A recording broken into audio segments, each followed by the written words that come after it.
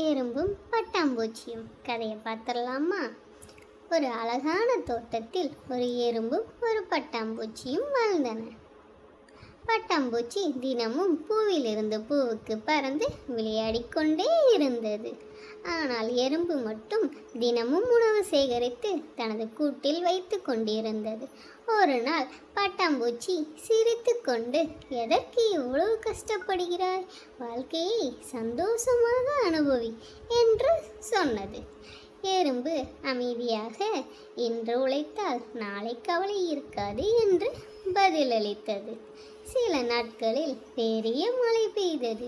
தோட்டம் முழுவதும் தண்ணீர் நிரம்பியது. பூக்கள் எல்லாம் உதிர்ந்து விட்டன. பட்டாம்பூச்சிக்கு உணவு கிடைக்கவில்லை. பசியால் மிகவும் கஷ்டப்பட்டது. அப்போது எறும்பு தனது கூட்டிலிருந்து வெளியே வந்தது. "நான் சேமித்து வைத்த உணவை நீயும் சாப்பிடலாம்" என்று உதவியது.